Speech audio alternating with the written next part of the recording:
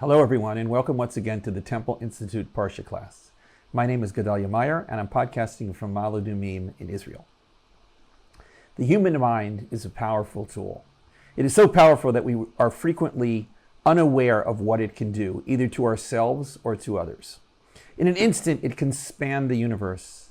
In another, it can comb the forgotten past or the non-existent future. It can penetrate into the innermost recesses of itself and even catch glimpses of the secrets of other minds. It is truly a miracle right within our midst. The mind seems to have an almost infinite capacity for good. Whatever powers of goodness ancient religions attributed solely to God, the modern world has no problem encompassing within the confines of the mind. All notions of kindness and love, beauty and wonder, truth and searching find a ready and steady home right smack in the mind. We may not know what the mind really is, but we sure have no problem giving it credit for all the good in the world. But it also has a dark side, which is no less a beneficiary of its power.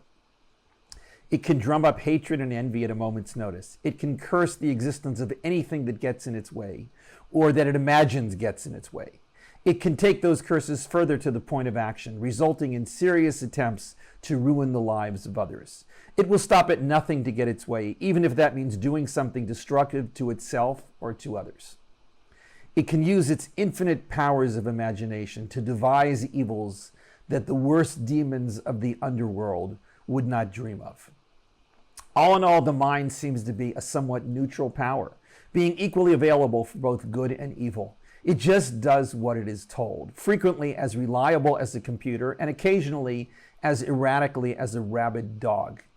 But the old question must be stated. Who is it that is telling the mind what to do? Is it a mind within the mind, or is it something else? Nobody knows the answer to this question, though we sure are confident that we do. We may call the thing in charge the will, or the conscience, or some other term that signifies a lot but actually means nothing. The fact is that we really don't know. We may not be at the helm of our own ship.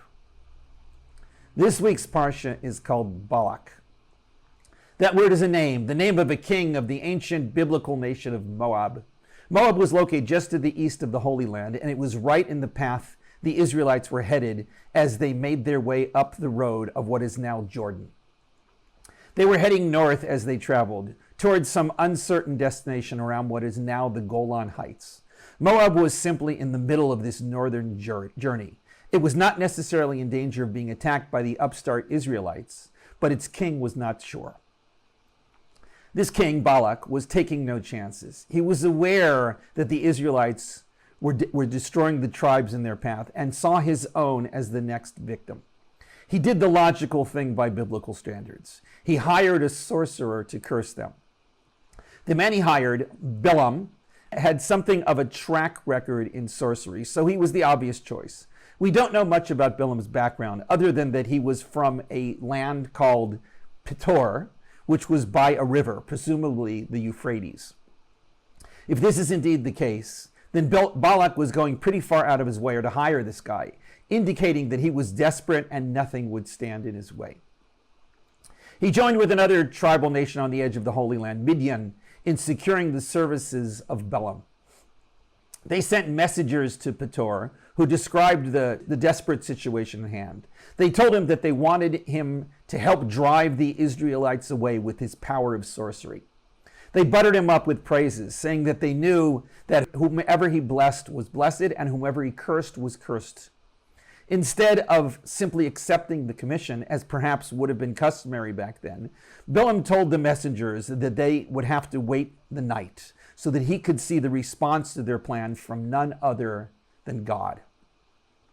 While this might seem a bit surprising to the readers of the Bible, that a pagan soothsayer should seek the word of God before venturing out on some mission to curse the enemies of some tribe willing to hire him, Bilaam, it seems, was not your everyday sorcerer.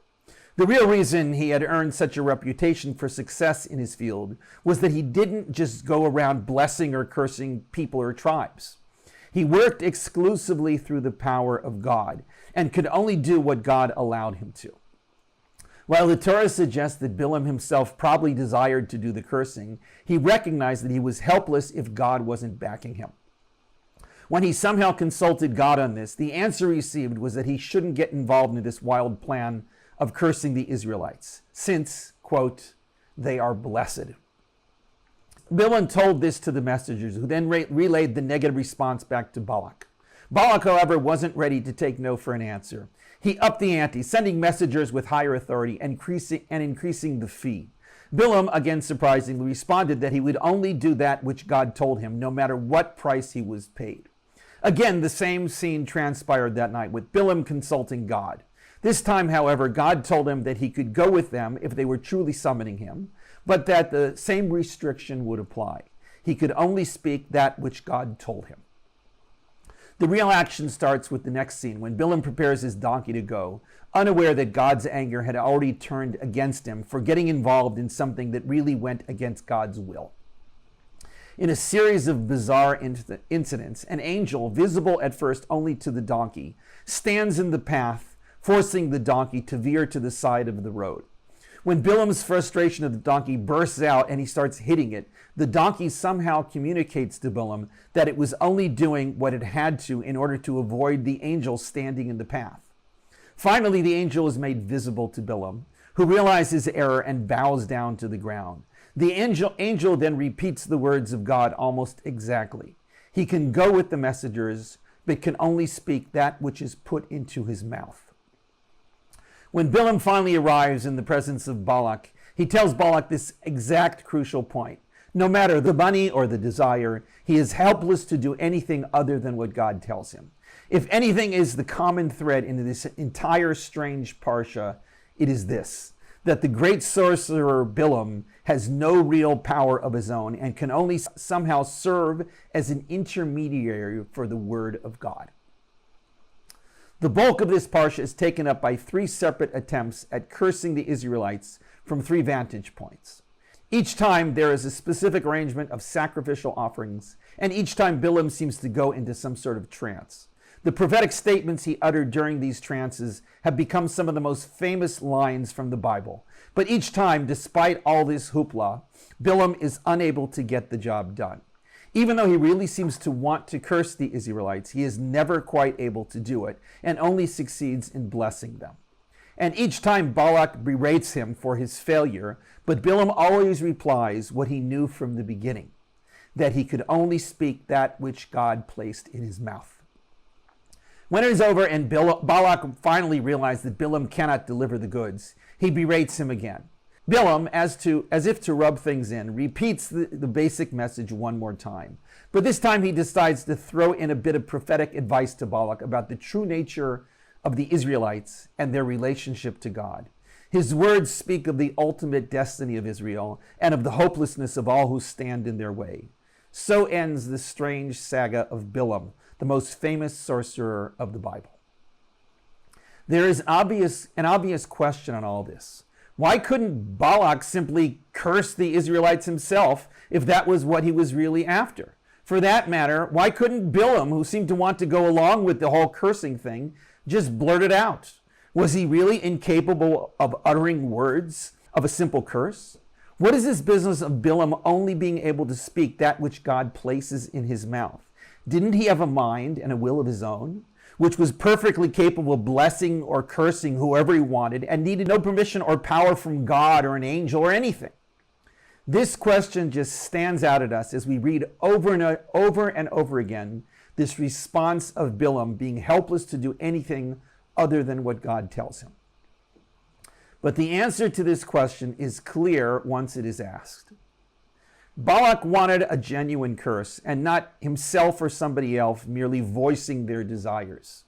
He didn't even want Bilaam, as powerful as he may have been perceived, to utter some glib curse just to satisfy his employers and collect his fee.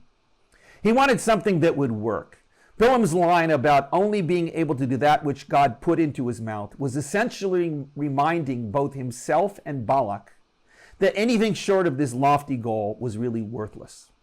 So they put themselves into a rather difficult position, wanting a genuine curse that would actually work, but thereby subjecting themselves to the will of God, who refused to do so. This was Bilaam's dilemma, to truly curse those who could not be truly cursed. There is something fascinating going on here. This man, this sorcerer, this prophet, was using his own mind to accomplish something that both Balak and he truly wanted, yet he could not do it. As much as he wished to use his own mind for this purpose, and as much as he truly willed it to be, he simply couldn't. His mind in this case was limited by whatever God allowed it to do. He fully recognized this limitation and nevertheless attempted to succeed. One strongly suggests that he really thought he would succeed, perhaps based on previous experiences. But not this time. He was not in complete control of the situation, even though it was all going on within his mind. This is both mind-boggling and obvious to us all. How many times have we experienced this very thing? That we really want our mind to do something, and yet it can't. This is such an everyday experience that we take it for granted as if it never happened. But there it is, right smack in the middle of our minds. We want to remember something, or to say something, or to think something, or to imagine something, or to feel something, and it just doesn't happen, no matter how hard we try. What is going on in there? The answer, perhaps, is that we, as central as we may believe we are to our own mind, are not the only voice at the table. This is a truly amazing observation the Parsha is bringing out.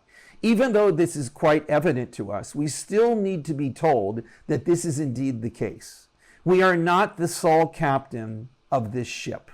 We may have a great deal of control, but we don't have it all. The mind is an amazing tool, and it may be truly ours to work with, alone in the universe.